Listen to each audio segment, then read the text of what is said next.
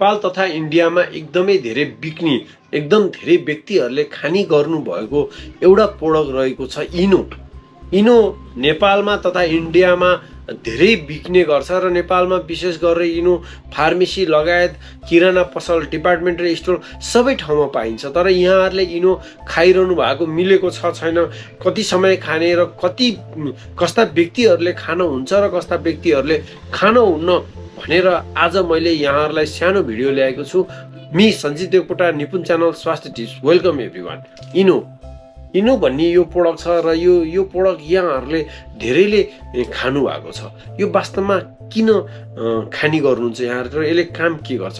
वास्तवमा यो ग्यास्ट्रिकमा काम गर्ने औषधि रहेको छ। यो ग्यास्ट्रिक पनि जसलाई धेरै एसिडिटी, हाइपर एसिडिटी भएको छ, जसलाई धेरै अमिलो पानीहरू आएको छ, ढ्याउ डकारहरू आएको छ, जसलाई टाउको दुखेको छ, जसलाई एक किसिमको ग्यास्ट्रिकले गर्दाखेरि ह्याङ भएको छ, हाइपर एसिडिटी, पेटहरू पोल्ने, चस्किने, घोच्ने, छाती पोल्ने, चस्किने, घोच्ने, हाम्रो इसोफेगल रिफ्लक्स डिजिज भन्छ, जीआरडी भन्छ, त्यसमा पनि यो औषधिहरू चलाइन्छ। जसलाई चाहिँ अलिकति खानाहरू पचेको छैन, एकदम ग्यासले साह्रै सताएको छ, हाइपर एसिडिटी, एकदम उच्च लेभलमा ग्यास्ट्रिक यहाँहरूलाई भएको छ। र त्यो ग्यास्ट्रिक पनि के भन्दा एसिडको फर्मेसन, जो पोल्ने एकदम अमिलो पानीहरू आउने, घाँटी नै पुरै पोलेर आउने, यस्तो खालको प्रब्लममा यो इनोलाई खासमा यो चलाइने गर्छ। एकदम हाइपर एसिडिटी भन्ने बुझ्नुहोस् यहाँहरूले, एकदम अल्सरहरू त्यस्तो भएको बिरामीहरूको लागि होइन, एसिड मात्रै छ, ग्यास एकदम भरिएको छ र त्यसमा तुरुन्तै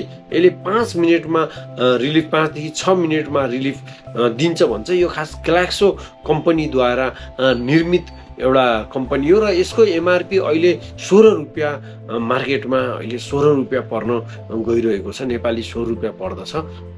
इनोमा आयुर्वेदिक तत्त्वहरू रहेको हुन्छ, जसमा सबर जिक्सरा भनेर हुने गर्छ, अर्को निम्बु कमलाम भन्ने एउटा तत्त्व रहेको हुन्छ र यसमा अल्कलाइन साल्टहरू हुने गर्छ, जसलाई सोडियम बाइकार्बोनेट र साइट्रिक सोडियम पनि भनेर भनिन्छ। यी तत्त्वहरू मिसेर यो बनेको हुन्छ र यो कसरी खाने? वास्तवमा यहाँहरूले खाइरहनु भएको मिलेको हुँदैन। यसमा सोडियम बाइकार्बोनेट र साइट्रिक सोडियम हुने भएको कारणले यहाँहरूले यो खाँदाखेरि आधा गिलास पानीमा यो एउटा पुरिया यहाँहरूले आधा गिलास पानीमा राखेर खानुपर्ने हुन्छ र यसरी आधा गिलास पानीमा यो राखेर खाँदाखेरि यहाँहरूले जब राख्नुहुन्छ त्यसमा राखेपछि गाज जब आउने गर्छ, गाज टन्न आएर आधा गिलास पानी राख्दाखेरि लगभग यो नभरी गिलासमा हुन्छ र यो तुरुन्तै खानुपर्छ। यो तुरुन्तै खानु भयो भने यहाँहरूलाई रिजल्ट दिन्छ र यहाँहरूले तुरुन्तै खानु भएन, राखेर केही समयपछि खानु भयो भने यहाँहरूलाई रिजल्ट यो इनोले दिने गर्दैन। र कतिचोटि खान सकिन्छ त नि?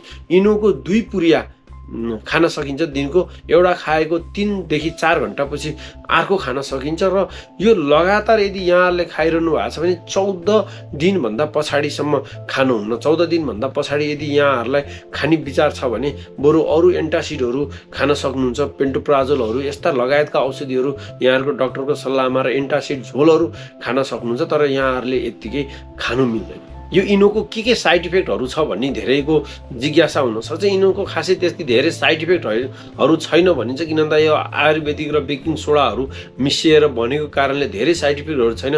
त्यही पनि खाइसकेपछि कहिलेकाहीँ यहाँहरूको मुख सुक्खा हुने, कहिलेकाहीँ अलिक टाउकोहरू दुख्ने, त्यस्तो खालको प्रब्लमहरू हुनसक्छ र त्यसै गरिकन कतिपयहरूलाई पेटमा ब्याक्टेरियल इन्फेक्सनहरू पनि हुनसक्छ र कसैको इम्युनिटी पावर घटाउँछ पनि भन्ने गरिन्छ यसले। त्यसै गरिकन अब यो कस्ता बिरामीहरूले नखाने भन्दाखेरि यो विशेष त यो एकदम खाना खाने बित्तिकै खानुहुन्न। सर्वप्रथम यो तुरुन्तै टन्न यहाँहरूले खाना खानुभयो, तुरुन्तै यो खानुहुन्न, अलिक पछि गएर यहाँहरूले खानाले गर्दाखेरि हाइपर एसिडिटी भएको बेलामा खाने हो। त्यसले गर्दा तुरुन्तै खानाहरू खाने बित्तिकै नखाने। सुगरका बिरामीहरू, के भन्दा यसमा अरू रङहरू यताउति पनि मिलाइएको हुन्छ, त्यसले गर्दा सुगरका बिरामीहरू, मुटुका बिरामीहरूले यो खानुहुन्न र प्रेग्नेन्सी वुमेनहरूले पनि विदाउट डक्टरको कन्सल्टेसन यहाँहरूले नखानु हुन म यहाँहरूलाई अनुरोध गर्दछु।